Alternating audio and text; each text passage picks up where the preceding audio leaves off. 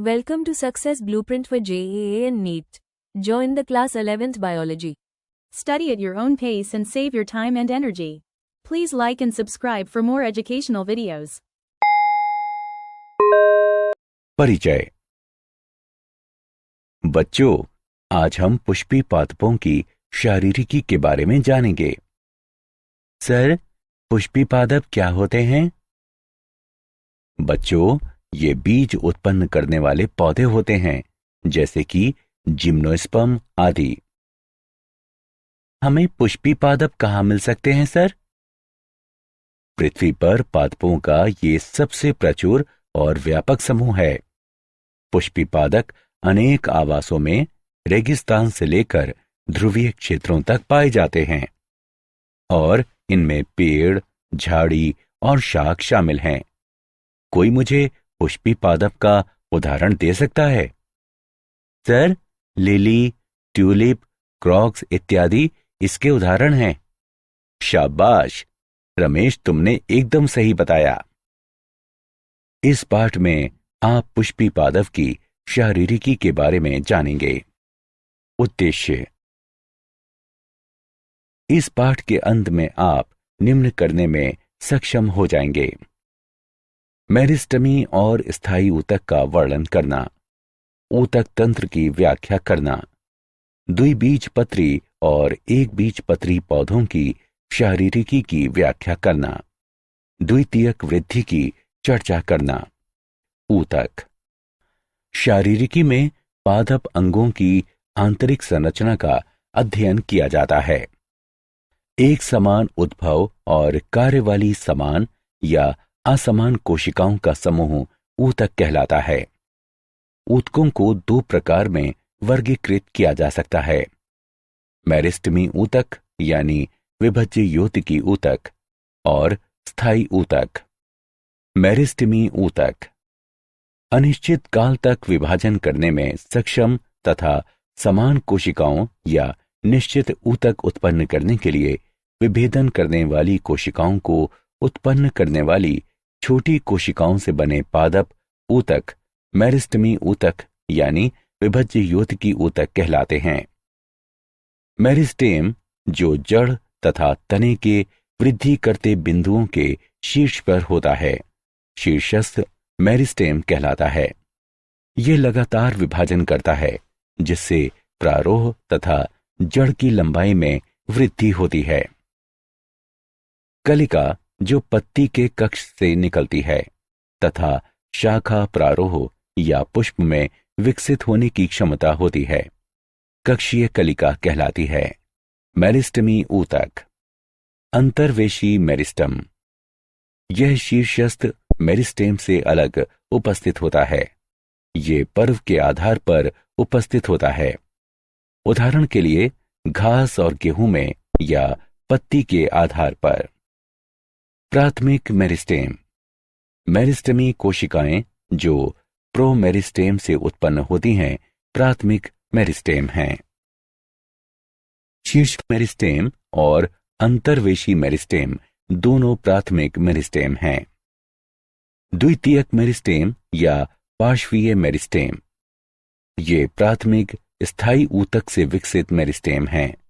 ये किसी अंग के निर्माण की शुरुआत से उपस्थित नहीं होते हैं, बल्कि बाद में विकसित होते हैं और द्वितीयक स्थायी ऊतक बनाते हैं। उदाहरण के लिए जड़ों के कैम्बियम। स्थायी ऊतक। स्थायी ऊतक का निर्माण मेरिस्टेमी ऊतक में विभाजन या विभेदन के कारण होता है।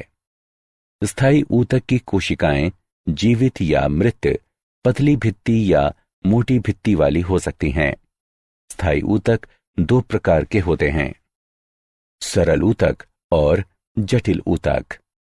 साधारण ऊतक। सरल ऊतक प्रकृति में सजातीय होते हैं और संरचनात्मक तथा कार्यात्मक रूप से समान कोशिकाओं के बने होते हैं। ये तीन प्रकार के होते हैं: पैरेन्काइमा, कोलेन्काइमा और स्क्लेरेन्काइमा। पैरेन्काइमा। पैरेन्काइमा की कोशिकाएं जीवित, मोटी भित्ति वाली होती हैं। इनमें स्पष्ट केंद्रक होते हैं कोशिका भित्ति सेल्यूलोज, हेमीसेल्यूलोज और पेक्टिक पदार्थों की बनी होती है। कोशिकाओं में थोड़ा या ज्यादा अंतराकोशिकीय अवकाश होता है। कोशिकाएं प्रायः समव्यासी होती हैं, लेकिन लंबाकार, गोलाकार और बहुभुजीय भी हो सकती हैं। कॉलेनकाइमा यानी स्थूल कोण ऊतक। कॉलेनकाइमा की कोशिकाएं मोटी भित्ति वाली जीवित लंबाकार कोशिकाएं हैं। कोशिका भित्ति सेल्यूलोज, हेमीसेल्यूलोज और पेक्टिक पदार्थों की बनी होती है। भित्ति की मोटाई एक समान नहीं होती है। भित्तियों पर प्रायः साधारण गर्त होते हैं। कभी कभी कॉलेनकाइमा कोशिकाओं में क्लोरोप्लास्ट भी होते हैं। ये यांत्रिक तथा जैव प्रकार के दोनों कार्य करती हैं। कॉलेनकाइमा तनन सामर्थ्य प्रदान करती हैं, जिससे वृद्धि कर रहे अंगों को लचीलापन और सहारा मिलता है। क्लोरोप्लास्ट युक्त कॉलेनकाइमा प्रकाश संश्लेषण का कार्य करती है। स्क्लेरेनकाइमा यानी दृढ़ ऊतक। स्क्लेरेनकाइमा ऊतक बहुत कठोर, मोटी भित्तियों वाली कोशिकाओं के बने होते हैं। स्क्लेरेनकाइमा कोशिकाओं की कोशिका भित्ति बहुत मोटी होती है, इसलिए परिपक्वता पर कोशिका का बाह्य कोशिकीय वातावरण से पूरी तरह से संपर्क टूट जाता है और कोशिका मृत हो जाती है। स्क्लेरेनकाइमा कोशिकाएं दो प्रकार की होती हैं, तंतुमयी और स्क्लेरेट। स्क्लेरेनकाइमा के प्रकार। तंतुमयी कोशिकाएं लंबी, संकीर्ण होती हैं तथा दोनों सिरों पर नुकीली एवं लिग्नीभूत मोटी भित्ति होती है। कोशिका भित्ति में साधारण या परिवेशित गर्त होते हैं। स्क्लेरेट कोशिकाएं आकार में अनियमित होती हैं।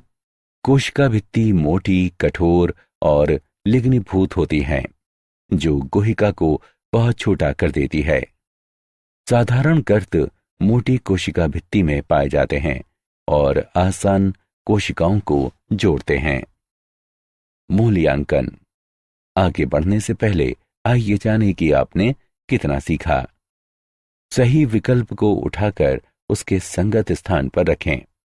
जटिल ऊतक। जटिल ऊतक सजीव एवं निर्जीव कोशिकाओं के बने होते हैं, जो अलग अलग कार्य करती हैं। जटिल ऊतक एकल इकाई के रूप में कार्य करते हैं। जटिल ऊतक संवहन ऊतक भी कहलाते हैं। जटिल ऊतक दो प्रकार के होते हैं, जाइलम और फ्लोएम। जाइलम। जाइलम एक संवहन ऊतक है जो जड़ों से जल तथा पोषक पदार्थों को प्रारोह एवं पत्तियों तक पहुंचाते हैं। जाइलम एक चालन ऊतक है और 4 विभिन्न प्रकार के तत्वों का बना होता है। वाहिनिकाएं, वाहिकाएं, जाइलम तंतु और जाइलम पेरेन्काइमा। जाइलम के प्रकार। वाहिनिकाएं। एकल वाहिनी की अत्यधिक लंबी या नलिकाकार कोशिका है, जिसमें कठोर, मोटी और लिग्नीभूत भित्ति और एक बड़ी गुहा होती है। वाहिनिकाएं जड़ों से जल, हार्मोन एवं विलय का परिवहन तने, पत्तियों और पुष्पी भागों तक करते हैं। ये पादप काय को यांत्रिक सहारा प्रदान करते हैं। वाहिकाएं। वाहिका एक लंबी बेलनाकार नलिकाकार संरचना है, जिसमें लिग्नीभूत भित्ति और एक बड़ी केंद्र गुहिका होती है। कोशिकाएं मृत एवं जीव द्रव्य रहित होती हैं। छिद्रण प्लेटों की उपस्थिति के कारण ये वाहिनिकाएं की तुलना में जल और खनिज पदार्थों का परिवहन अधिक दक्षता से करती हैं। ये पादप काय को यांत्रिक सहारा भी प्रदान करती हैं। जाइलम के प्रकार। जाइलम तंतु। जाइलम तंतु लंबी, संकीर्ण, मोटी और लिग्नीभूत कोशिकाएं हैं। ये प्रायः दोनों सिरों पर नुकीली होती हैं। जाइलम तंतु मृत कोशिकाएं हैं। जाइलम तंतु जाइलम और पादपकाय को पूरी तरह से यांत्रिक शक्ति प्रदान करती हैं। Xylem parenchyma. जाइलम में पाई जाने वाली पैरेन्काइमा कोशिकाएं सजीव और समव्यासी होती हैं। जाइलम पैरेन्काइमा कोशिकाएं अधिकतर प्राथमिक जाइलम और द्वितीयक जाइलम में पाई जाती हैं। जाइलम पैरेन्काइमा कोशिकाएं भोजन संग्रहण का कार्य करती हैं और ऊपर की ओर जल के संवहन में सहायता करती हैं। प्राथमिक जाइलम। जड़ और प्रारोह शीर्ष के प्रोकैम्बियम से प्राथमिक वृद्धि के दौरान निर्मित जाइलम प्राथमिक जाइलम कहलाता है। सबसे पहले बनने वाले प्राथमिक जाइलम को प्रोटोजाइलम यानी आदि तारू कहते हैं और ये विकृत हो जाता है क्योंकि आसपास के ऊतक लंबे हो जाते हैं। जाइलम जो अंत में निर्मित होता है मेटाजाइलम कहलाता है। फ्लोएम। फ्लोएम भी जाइलम के समान संवहन ऊतक है जो कार्बनिक पदार्थों के संवहन के लिए जिम्मेदार है। प्रोकैम्बियम से निर्मित फ्लोएम प्राथमिक फ्लोएम कहलाता है और जो संवहन कैम्बियम से बनता है द्वितीयक फ्लोएम कहलाता है। फ्लोएम 4 तत्वों का बना होता है। चालनी नलिका तत्व, सहचर कोशिकाएं, फ्लोएम पैरेन्काइमा और फ्लोएम तंतु। फ्लोएम के प्रकार। चालनी नलिका तत्व। चालनी नलिकाएं नलिका जैसी संरचनाएं हैं जो लंबाकार कोशिकाओं की बनी होती हैं। लंबवत श्रेणियों में व्यवस्थित और सहचर कोशिकाओं से जुड़ी होती हैं। इनकी भित्ति पतली और सेल्यूलोज की बनी होती है। परिपक्व चालनी नलिका में केंद्रक अनुपस्थित होता है, लेकिन परिधीय साइटोप्लाज्म तथा बड़ी रसधानी उपस्थित होती है। चालनी नलिका का मुख्य कार्य पत्तियों से तैयार खाद्य पदार्थों का नीचे की ओर संचयन अंगों तक और उसके बाद ऊपर की ओर विकसित होते क्षेत्रों तक परिवहन है। फ्लोएम के प्रकार। सहचर कोशिकाएं। सहचर कोशिकाएं विशिष्ट पैरेन्काइमी कोशिकाएं हैं।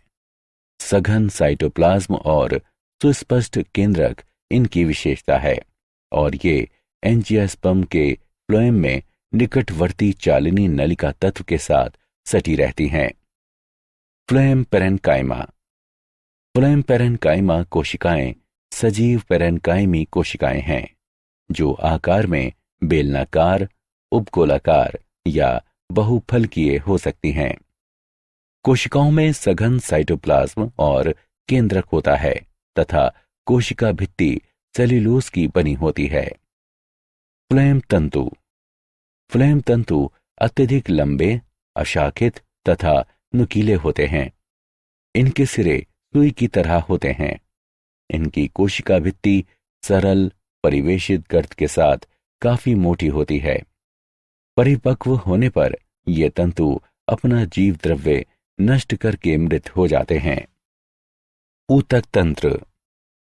ऊतक तंत्र की निम्नलिखित 3 श्रेणियों को स्पष्ट रूप से पहचाना जा सकता है।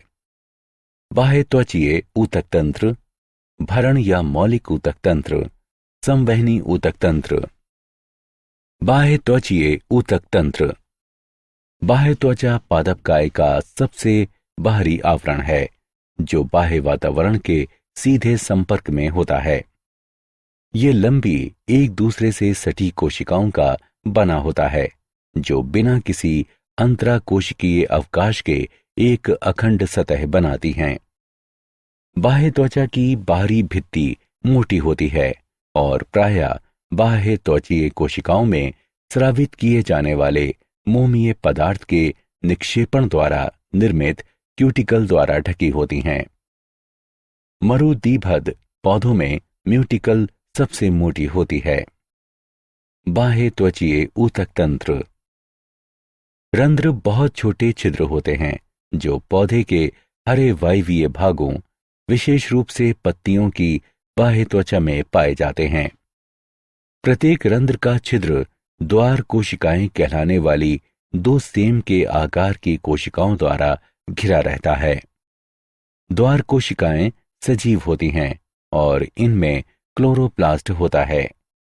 भीतरी भित्ति बाह्य भित्ति से अधिक मोटी होती है। द्वार कोशिकाएं रंध्र छिद्रों के खुलने और बंद होने के क्रम को नियमित करती हैं। अधिकतर पौधों की बाह्य त्वचा में त्वचा रोम या रोम कहलाने वाली अतिवृद्धियां होती हैं, जो अपने आकार, संरचना और कार्य में स्पष्ट रूप से भिन्न होती हैं। त्वचा रोम अत्यधिक जल की हानि को रोकते हैं। त्वचा रोम बीजों एवं फलों के संरक्षण, प्राकीर्णन में सहायता करते हैं। जड़ों की बाह्य त्वचा में मूल रोम विशिष्ट क्षेत्र मूल रोम क्षेत्र में होते हैं। ये मृदा से जल और खनिज विलयन का अवशोषण करने के अतिरिक्त पादपकाय को मृदा में स्थिर रखने में महत्वपूर्ण भूमिका निभाते हैं। भरण ऊतक तंत्र। भरण ऊतक तंत्र पादपकाय का मुख्य आकार बनाते हैं। इसमें बाह्य त्वचा और संवहन बंडल को छोड़कर सभी ऊतक शामिल हैं। इस ऊतक तंत्र का प्राथमिक कार्य खाद्य पदार्थों का संग्रहण और निर्माण है। एक बीजपत्री तने में भरण ऊतक वलकुट, परिरंभ और पित्त में विभेदित नहीं होता है। द्विबीजपत्री तने, द्विबीजपत्री जड़ों और एक बीजपत्री जड़ों में भरण ऊतक वलकुट, परिरंभ और मज्जा या पित्त का बना होता है। संवहनी ऊतक तंत्र। अक्ष का केंद्रीय स्तंभ अर्थात जड़ और तना रंभ कहलाता है, जो अनेक संवहन बंडलों का बना होता है, जो संवहनी ऊतक तंत्र बनाते हैं। संवहन बंडल में जाइलम, फ्लोएम और कैम्बियम भी होते हैं। यदि जाइलम और फ्लोएम के बीच कैम्बियम उपस्थित है तो इसे खुला संवहन बंडल कहा जाता है। उदाहरण द्विबीजपत्री। यदि जाइलम और फ्लोएम के बीच कैम्बियम नहीं है तो इसे बंद संवहन बंडल कहा जाता है। उदाहरण एक बीजपत्री। संवहनी ऊतक तंत्र। जाइलम और फ्लोएम के विन्यास के अनुसार संवहन बंडल दो प्रकार के होते हैं, अरीय और संयुक्त। जब जाइलम और फ्लोएम एकांतर तरीके से भिन्न त्रिज्या पर व्यवस्थित होते हैं तब ऐसे संवहन बंडलों को अरीय कहते हैं। जब जाइलम और फ्लोएम समान त्रिज्याओं पर उपस्थित होते हैं तो इस प्रकार के संवहन बंडल संयुक्त संवहन बंडल कहलाते हैं। मूल्यांकन। आगे बढ़ने से पहले आइए जानें कि आपने कितना सीखा। सही विकल्प को उठाकर उसके संगत स्थान पर रखें। द्विबीजपत्री तथा एक बीजपत्री पौधों की शारीरिकी। द्विबीजपत्री मूल, बाह्य त्वचा, ये सबसे बाहरी परत है। वलकुट, इसमें पतली भित्ति वाली पैरेनकाइमी कोशिकाओं के कई परतें होती हैं। इनके बीच में अत्यधिक अंतराकोशिकीय स्थान होता है। अंतस्त्वचा। वलकुट की सबसे भीतरी परत अंतस्त्वचा है, जो पूरी तरह से रंभ द्वारा घिरी होती है। अंतस्त्वचा की कोशिकाओं में कैसपेरी पट्टियां कहलाने वाला विशिष्ट स्थूलन होता है। परिरंभ। ये मोटी भित्ति वाली पैरेनकाइमी कोशिकाओं की बनी होती है। संवहन बंडल। ये सदैव एक घेरे में व्यवस्थित और अरीय होते हैं, अर्थात जाइलम और फ्लोएम भिन्न त्रिज्याओं पर स्थित होते हैं। प्रोटोजाइलम सदैव केंद्र से दूर और मेटाजाइलम केंद्र की ओर स्थित होते हैं। जाइलम की इस दशा को बाह्य आदिदारु कहते हैं। कंजंक्टिव ऊतक। जाइलम और फ्लोएम बंडलों के बीच स्थित पैरेनकाइमा कंजंक्टिव ऊतक बनाती है। पित्त। ये जड़ के केंद्र में एक छोटा क्षेत्र घेरता है और पैरेनकाइमी कोशिकाओं का बना होता है। एक बीजपत्री मूल। बाह्य त्वचा। ये मूल की सबसे बाहरी परत है जिस पर अनेक रोम होते हैं। वलकुट। बाह्य त्वचा के नीचे बहुस्तरीय पैरेन्काइमी ऊतक उपस्थित होता है, जिसमें अंतरा कोशिकीय स्थान होता है और ये वल्कुट है। अंतस्त्वचा। वल्कुट की सबसे भीतरी परत अंतस्त्वचा है। अंतस्त्वचीय कोशिकाएं पीपाकार होती हैं, जिनमें कैस्परी पट्टियां बिल्कुल नहीं होती और भित्ति मोटी होती है। परिरंभ।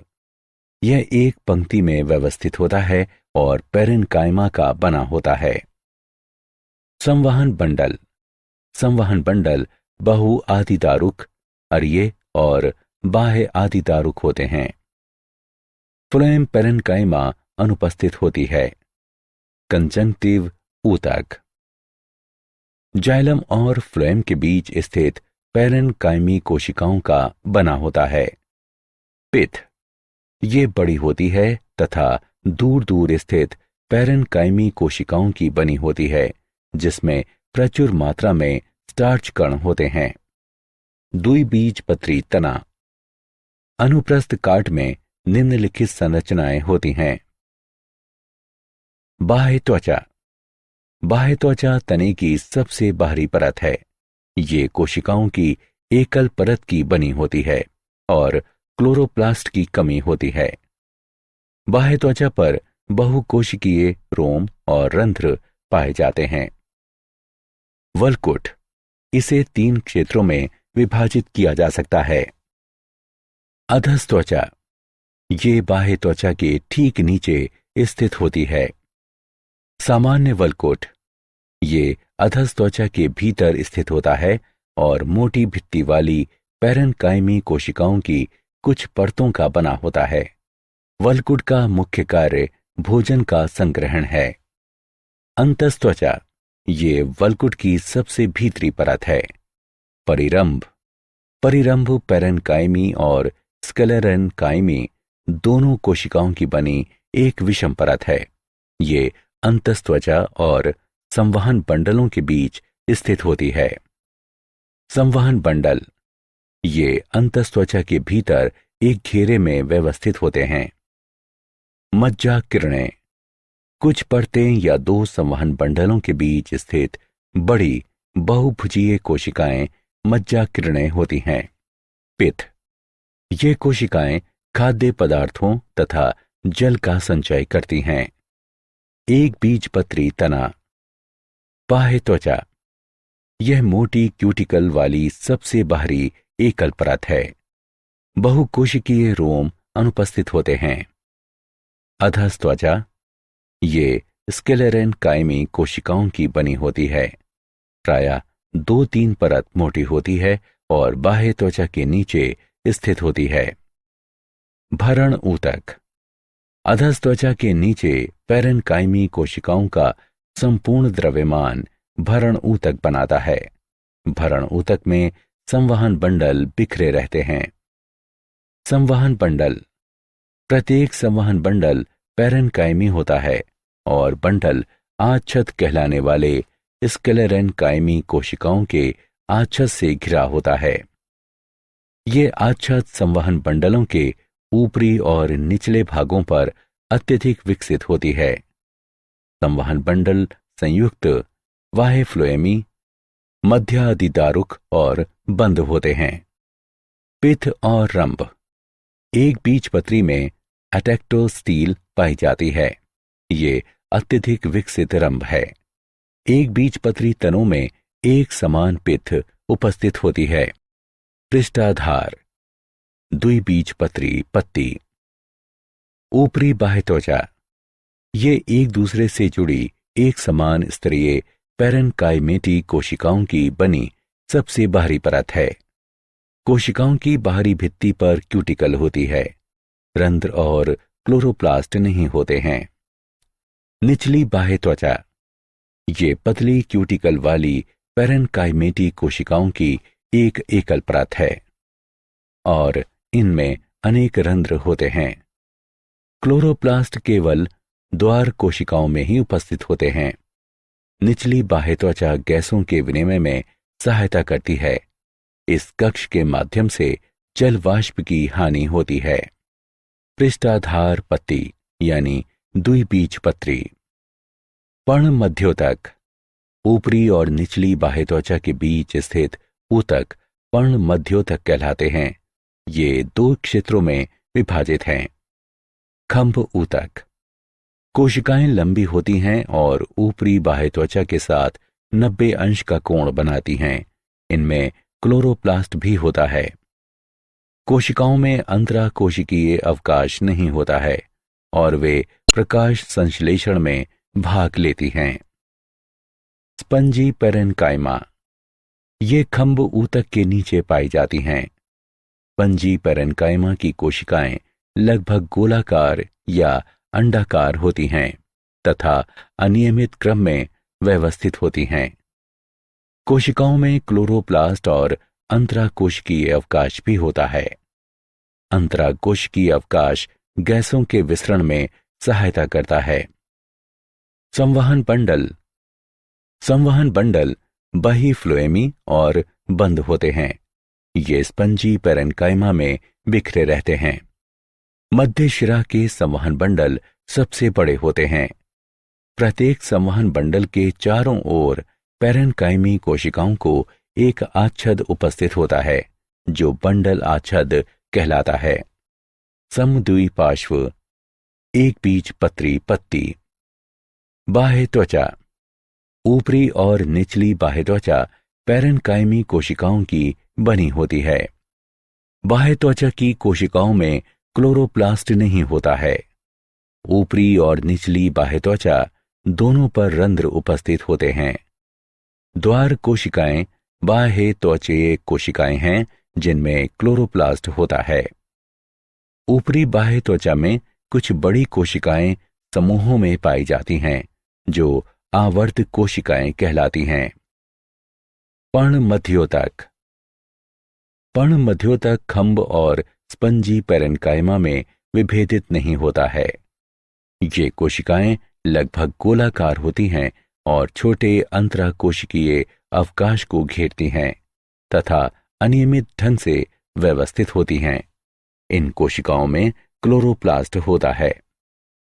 संवहन बंडल, कुछ संवहन बंडल छोटे और कुछ बड़े होते हैं। प्रत्येक संवहन बंडल के चारों ओर पेरेन्काइमी कोशिकाओं की आच्छद उपस्थित होती है। संवहन बंडल संयुक्त, बहिफ्लोएमी और बंद होते हैं। द्वितीयक वृद्धि, सक्रियता या पार्श्वीय मेरिस्टेम से द्वितीय ऊतक के निर्माण द्वारा पौधे के अक्ष की परिधि में होने वाली वृद्धि द्वितीयक वृद्धि है। द्वितीयक ऊतक 2 प्रकार के होते हैं, संवहन कैम्बियम और कार्क कैम्बियम। संवहन कैम्बियम, संवहन कैम्बियम एक पार्श्वीय मेरिस्टेम है जो द्वितीयक ऊतक बनाता है और जाइलम एवं फ्लोएम के बीच स्थित होता है। कैम्बियमी छल्ले का बनना, द्विबीजपत्री तने में संवहन बंडल संयुक्त, बहिफ्लोएमी और खुले होते हैं और एक छल्ले में व्यवस्थित होते हैं। संवहन बंडलों में जाइलम और फ्लोएम के बीच उपस्थित कैम्बियम पूलीय या अंतःपूलीय कैम्बियम कहलाता है। मज्जा किरणों की कुछ कोशिकाएं मेरिस्टेमी हो जाती हैं और वे अंतरापूलीय कैम्बियम कहलाती हैं। ये दोनों कैम्बियम एक साथ मिलकर संवहन कैम्बियम या इंट्रास्टेलर कैम्बियम का पूर्ण छल्ला बनाते हैं। कैम्बियम छल्ले की क्रिया, संवहन कैम्बियम का छल्ला बाहरी और भीतरी दोनों तरफ की कोशिकाओं को काटता है। बाहरी कटी कोशिकाएं द्वितीयक फ्लोएम हैं और भीतरी कटी कोशिकाएं द्वितीयक जाइलम हैं। कटी हुई द्वितीयक जाइलम की मात्रा द्वितीयक फ्लोएम से अधिक होती है और इस प्रकार द्वितीयक ऊतक के निर्माण के साथ घेरे या व्यास में वृद्धि होती है जो द्वितीयक वृद्धि कहलाती है। कैम्बियम कोशिकाएं आयताकार, पतली भित्ति वाली, जीव द्रव्य से पूर्ण और मेरिस्टेमी क्रियाशीलता वाली होती हैं। द्वितीयक ऊतक में वृद्धि के साथ साथ प्राथमिक जाइलम और प्राथमिक फ्लोएम दब जाते हैं। कुछ स्थानों पर कैम्बियम द्वितीयक जाइलम और द्वितीयक फ्लोएम नहीं बनाता है, बल्कि जाइलम और फ्लोएम के बजाय पैरेन्काइमी कोशिकाओं को बनाता है। इस प्रकार ये कोशिकाएं द्वितीयक जाइलम से द्वितीयक फ्लोएम तक अखंड पट्टियां बनाती हैं और द्वितीयक मज्जा किरणें कहलाती हैं। बसंत दारू तथा शरद दारू।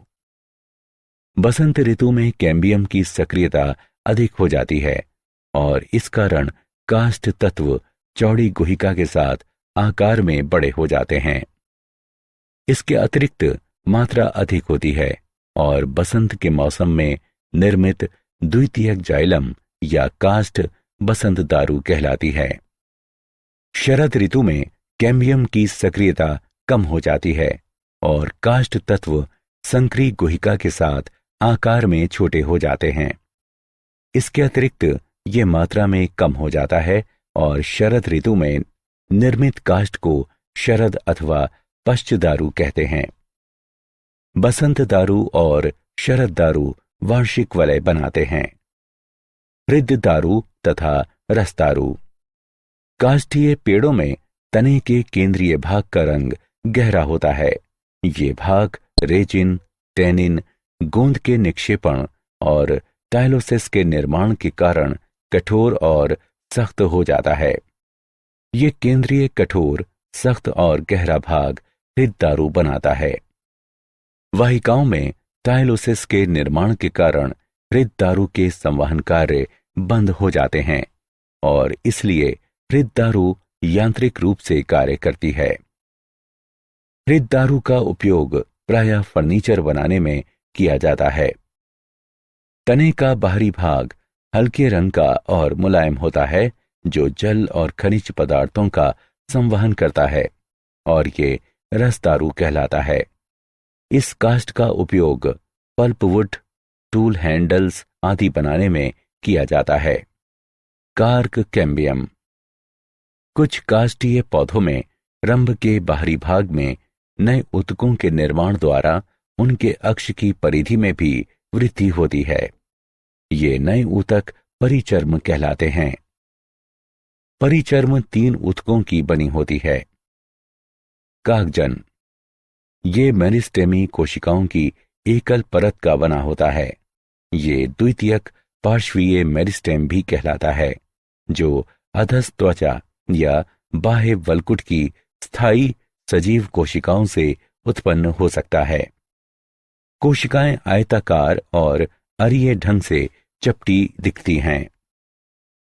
काग।